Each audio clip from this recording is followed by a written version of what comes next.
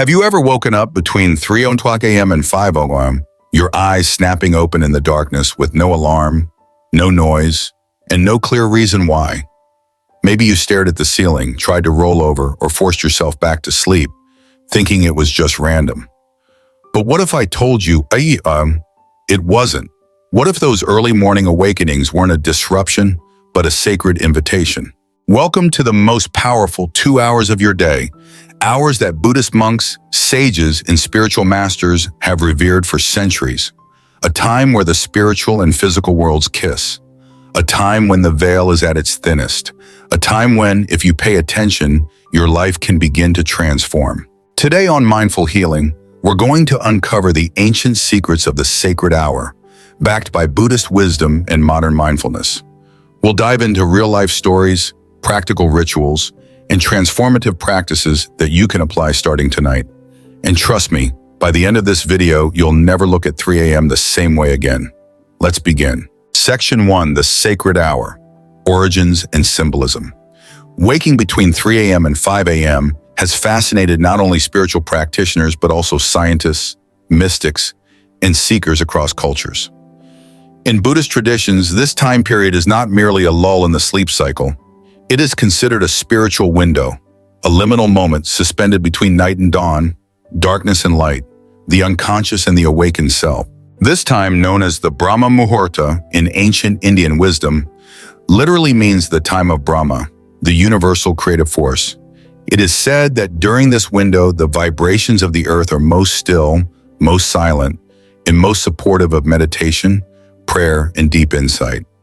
The air is filled with what the ancient texts call prana, or life force. The mind, having rested for several hours, is now empty of distraction and ripe for clarity.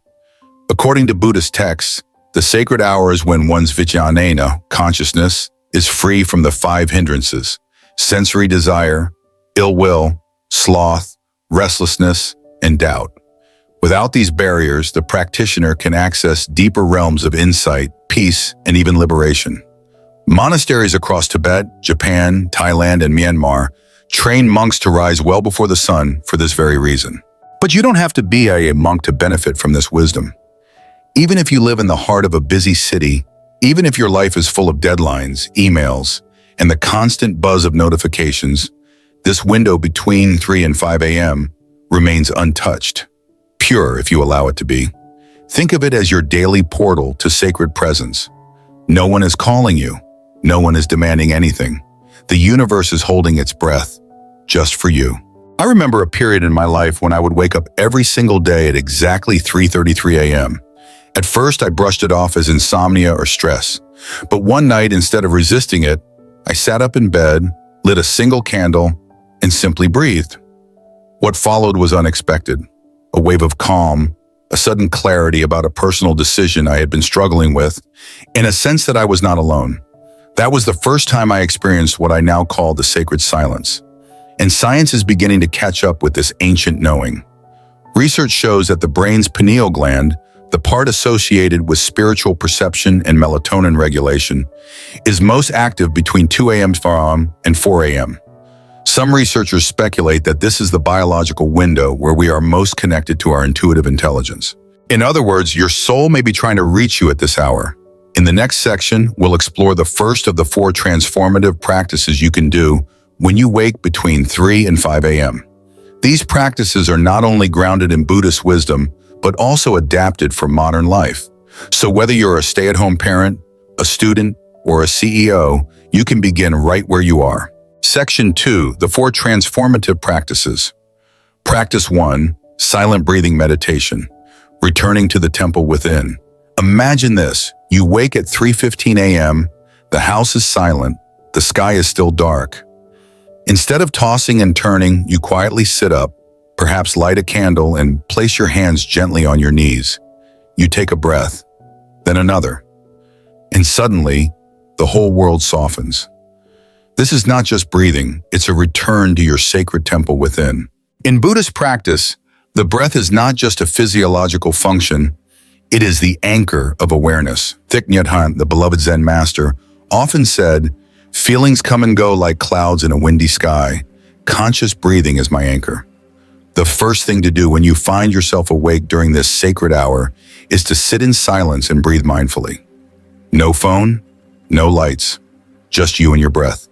Why is this so powerful? In the early morning, the mind has not yet been polluted by thoughts of productivity, comparison, or anxiety. You are not reacting to emails or deadlines. You are simply present. From a neurological perspective, this moment offers a clean slate. Brainwave patterns in the early morning often remain in a state between theta and alpha waves, perfect for deep introspection and subconscious alignment. Meditation during this window allows the nervous system to shift into parasympathetic mode, reducing cortisol, the stress hormone, and increasing dopamine and serotonin, hormones of clarity and calm. When you wake naturally between 3 to 5 a.m., resist the urge to check your phone. Sit up comfortably. Light a candle or keep a dim lamp nearby if needed. Close your eyes. Bring all your attention to your breath. Inhale through the nose for 4 seconds, hold for 4 seconds, and exhale slowly for 6 seconds. Repeat. If thoughts arise, smile at them gently and return to the breath. After just 10 minutes, you may feel a sense of grounding you didn't know you needed. When I visited a monastery in Chiang Mai, Thailand, I met a monk named Phra Anan, who had been waking at 3 a.m. for over 20 years. He said something that stayed with me. The breath at dawn is like gold dust, silent, sacred, and full of secrets. Those who listen become rich in wisdom. He invited me to sit with him one morning. No words were exchanged, just breath. I remember feeling a sense of timelessness, as though I had stepped outside of clock time and into soul time. The breath is always with us, yet we ignore it most of the day. Waking during the sacred hour is a chance to remember who you are beneath the noise. Every inhale is life-given. Every exhale is surrender. In the next section, we'll explore practice number 2, expressing gratitude and positive affirmation, the energy shift that begins with your first thoughts. The second transformative practice during the sacred hour is one that can shape your entire day and ultimately your life. It's the practice of consciously expressing gratitude and speaking affirmations aloud. In Buddhism, gratitude is not merely a polite gesture. It is considered a state of awakening. When we recognize the goodness in our lives, however small, we shift from lack to abundance, from resistance to acceptance, from fear to love. Why is it especially powerful to do this between 3 and 5 a.m.? Because your brain is in a state of heightened receptivity. Your subconscious mind is like soft clay during these early hours, ready to absorb whatever you impress upon it. Most people unknowingly plant seeds of fear, worry, or self-criticism into this fertile mental soil, but you're about to plant seeds of light. A morning ritual of thanks. After completing your breathing meditation, place your hands gently over your heart. Close your eyes and whisper out loud, "I am grateful for this life. I am grateful for this breath. I am grateful for everything that is unfolding for my highest good." You don't have to fake it. Even if things are tough right now, you can be grateful for a chance to change, for awareness, for a new beginning. Gratitude is not about denying the pain. It's about seeing the light that coexists with it. The power of positive affirmation. Once you've centered yourself in gratitude, begin to speak affirmations that align with the life you want to create. Some examples. I am calm, centered, and grounded. I radiate kindness, compassion, and strength. I am open to abundance in all forms.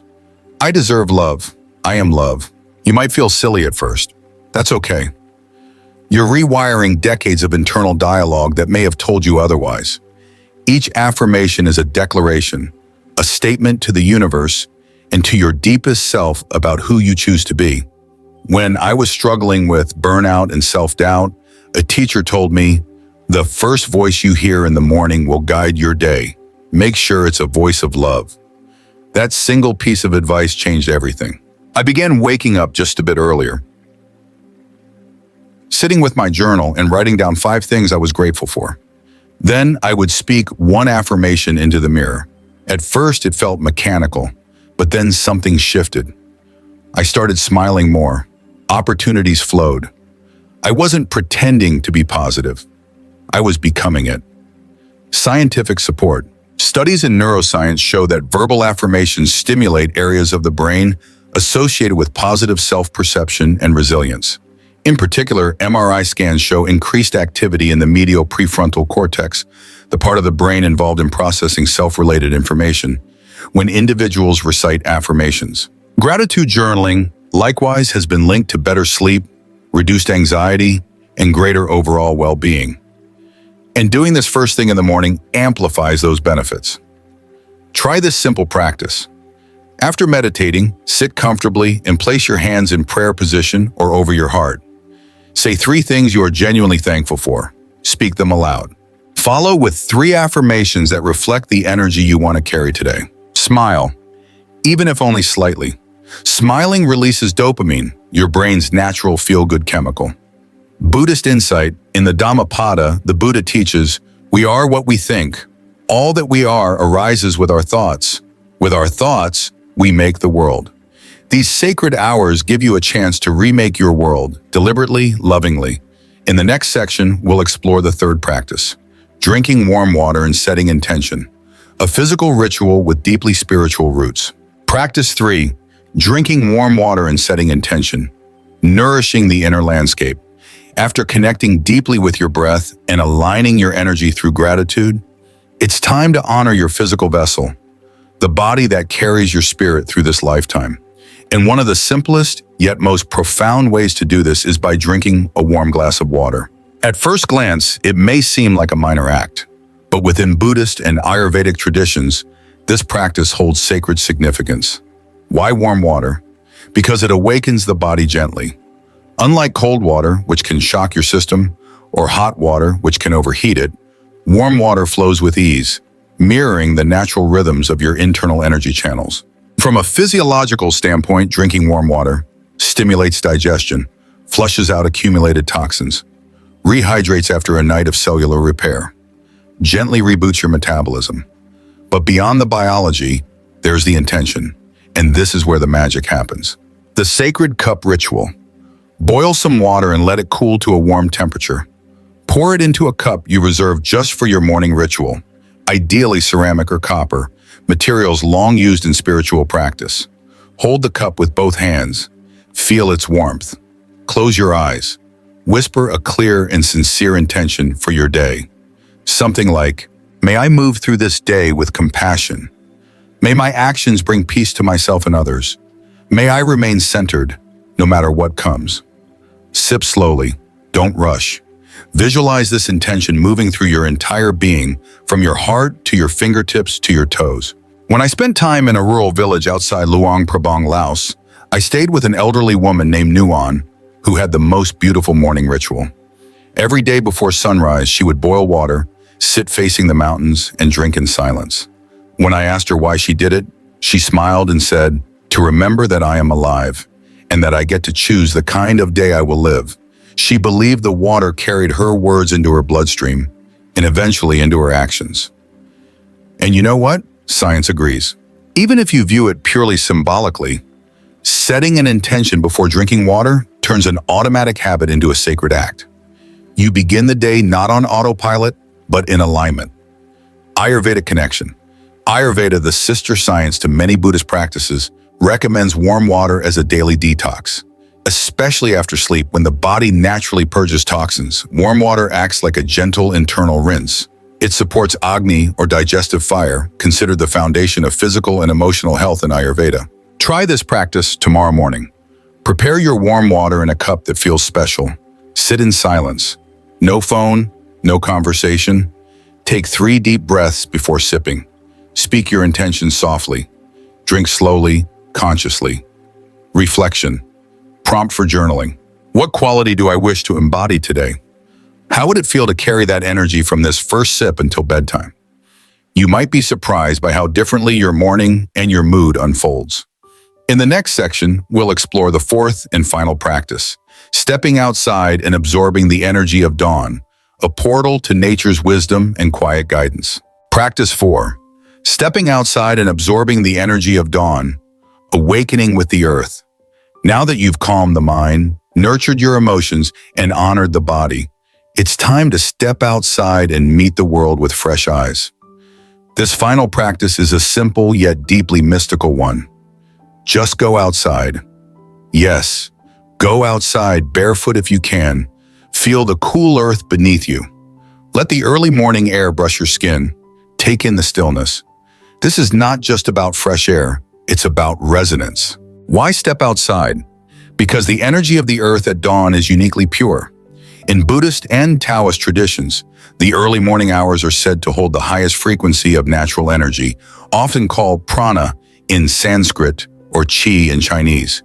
This is a time before noise, before cars, before the energy of people begins to stir and scatter. It is a portal into clarity, into remembering, into presence. Exposure to early morning light helps reset the circadian rhythm, improving sleep quality and enhancing alertness throughout the day. But beyond physiology, stepping outside connects us to something far deeper: the Earth's rhythm. Earthing, grounding.